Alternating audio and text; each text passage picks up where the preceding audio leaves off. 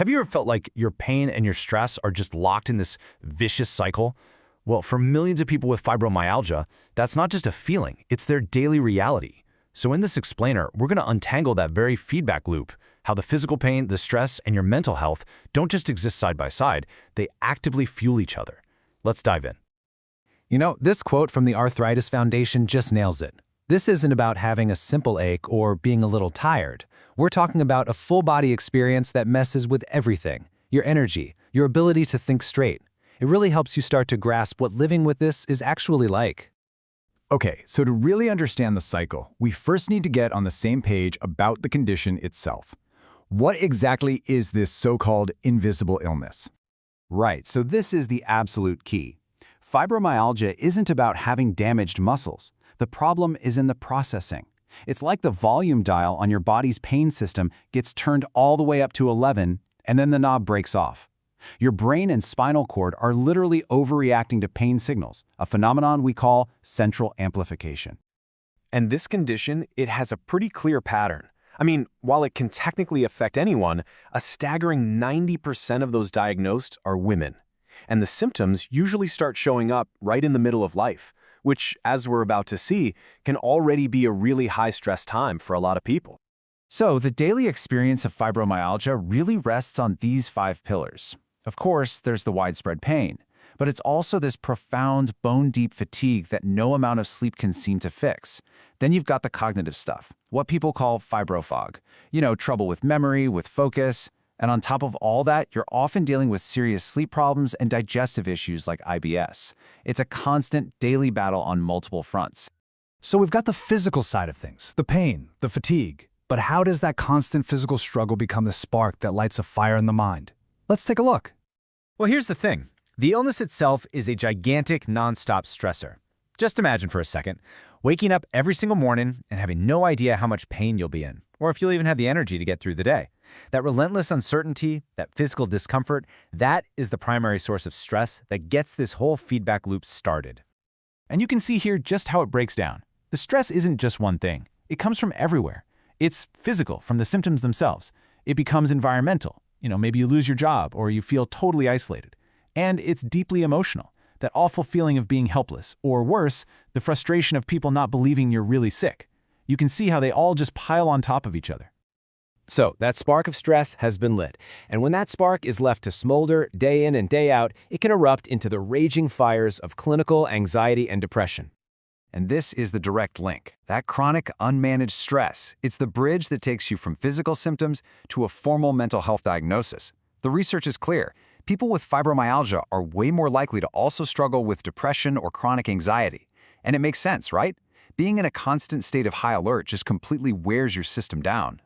And these conditions, they add their own unique layers of misery to the mix.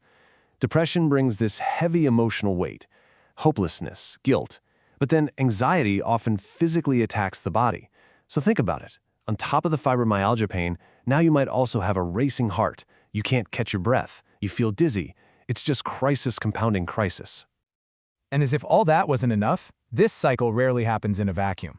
Fibromyalgia often brings friends to the party. Other conditions like chronic migraines, TMJ, restless leg syndrome. And every single one adds another layer of pain and stress, just tightening that feedback loop even more. Okay, so we've seen how the body can affect the mind, but what if I told you the mind can echo right back and physically make the pain worse? This is where the cycle truly closes in on itself, and understanding this part is an absolute game changer. And I want to be crystal clear here. This is not about the pain being all in your head. Not at all. We are talking about real, tangible, measurable changes to your brain's chemistry and its physical structure. That emotional distress has a direct physical consequence. And the science on this is incredible. Get this. Research found that being under prolonged stress can cause up to a 40% drop in the brain receptors that manage cortisol. That's our main stress hormone. So what does that mean? Well, with fewer of these receptors, your brain can't clean out the cortisol. It just builds up, changes your brain chemistry, and literally makes you more sensitive to pain. And this brings us right back to that idea of central amplification. See, when your system is flooded with stress hormones, it gets stuck in fight or flight. Your brain starts pumping out chemicals that basically scream at your nerves to shout the pain signal even louder. So that volume dial we talked about, The stress is what's keeping it locked at the highest setting.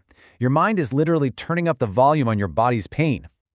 Okay, so we've mapped out this pretty intense cycle. But here is the good news, the really good news.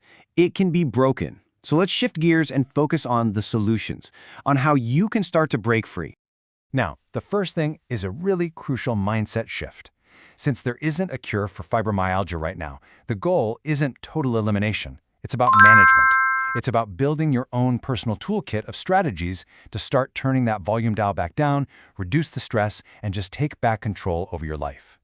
The research all points to a whole-person approach. First, gentle movement. Things like walking or swimming, they release endorphins, they lower that cortisol. Second, mindfulness. Practices like meditation and deep breathing directly calm down that fight-or-flight response.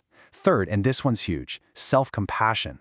Being kind to yourself on the bad days lowers the emotional stress that fuels the whole cycle. And fourth, asking for help. That is a sign of strength, not weakness. And you can support all those big strategies with some really powerful daily tools. Getting your sleep hygiene sorted out is just non-negotiable for healing. Eating well can reduce inflammation, and practicing something called pacing, basically learning your limits so you don't overdo it and cause a flare-up, that can be an absolute game changer. It's all about finding ways to intervene at every single point in the cycle.